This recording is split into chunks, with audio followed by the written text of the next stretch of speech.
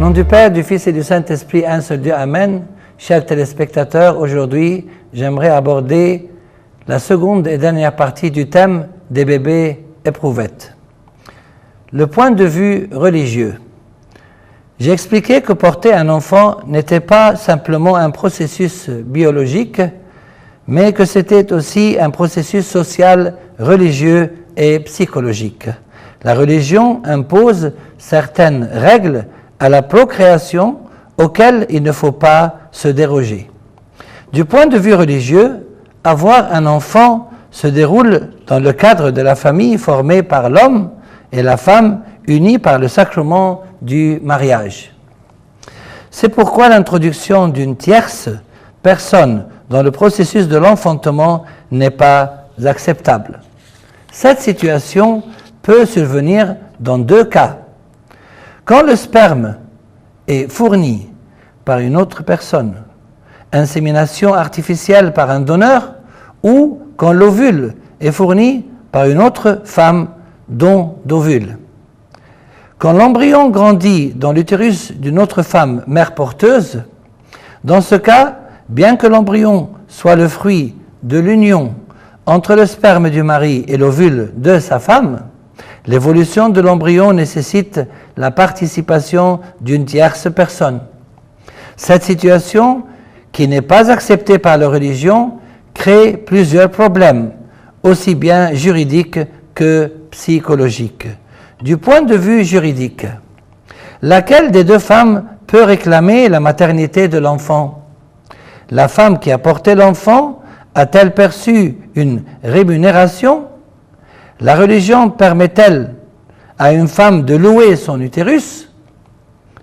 Du point de vue psychologique, le fait de porter un embryon crée-t-il des sentiments maternels envers l'enfant? À laquelle des deux femmes l'enfant se sentira-t-il affilié? Dans le cas de l'ectogenèse, la croissance d'embryon se déroule en laboratoire. Bien qu'il n'y ait pas recours à l'utérus d'une autre femme, il s'agit quand même d'une déviation par rapport au cours normal de l'enfantement du point de vue religieux. Dans ce cas, porter un enfant devient un processus totalement artificiel qui a des effets néfastes, au moins psychologiquement, sur l'enfant et la mère, si toutefois on peut l'appeler mère. Lors de la fertilisation in vitro, plusieurs ovules sont fertilisés, puis l'un des ovules fertilisés est choisi pour être placé dans l'utérus de la femme. Ceci est un prérequis pour le succès de la grossesse et il n'arrive jamais qu'un seul ovule soit fertilisé. Dans la première page du quotidien Al-Akhbar, les nouvelles, du 24 mars 1993, un article a été publié sous le titre « Pour la première fois en Égypte, des bébés éprouvettes jumeaux ». Dans cet article, il est dit que la fécondation des ovules de la mère a eu lieu à l'extérieur de l'utérus. Là se pose la question de la destinée des autres ovules fertilisés.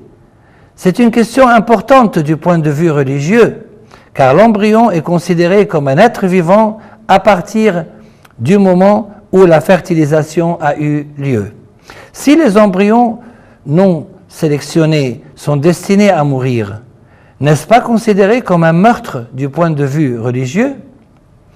Ainsi, même dans le cas du bébé éprouvette issu du mari et de sa femme et grandissant dans l'utérus de la femme, nous devons prendre en compte la présence des autres ovules fertilisés et de leur destinée.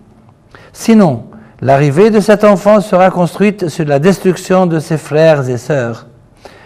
La réussite de la science et de la médecine à extraire l'ovule du ventre de la femme et à le fertiliser avec du sperme en laboratoire a permis la réalisation d'expériences sur des embryons. Cela soulève les questions suivantes. Est-il permis de réaliser des expériences sur l'embryon? L'embryon a-t-il la même dignité qu'une personne? Est-il permis de former des embryons uniquement à des fins d'expérimentation. Ces expériences peuvent avoir des buts nobles, tels que l'amélioration du processus de la fertilisation in vitro, l'essai de nouveaux traitements pour les maladies génétiques ou l'essai d'un nouveau médicament. Mais la religion accepte-t-elle d'utiliser des humains comme champ d'expérience, même si c'est pour une noble cause? Si cela est inacceptable pour les humains, peut-il être acceptable pour l'embryon s'il se trouve que les deux ont la même dignité? Le développement du génie génétique a permis le contrôle des propriétés de l'embryon. Cela signifie que dans le futur, il sera possible de former un embryon ayant des qualités spécifiques concernant son sexe, ses aptitudes mentales et son apparence. En d'autres termes, le processus de l'enfantement se transformera en un processus de production d'humains. Par conséquent, la recherche sur des embryons doit obéir à une réglementation stricte des points de vue religieux, juridiques et sociaux. Je vous retrouve très bientôt pour aborder un autre thème, et gloire à Dieu éternellement et pour les siècles des siècles. Amen.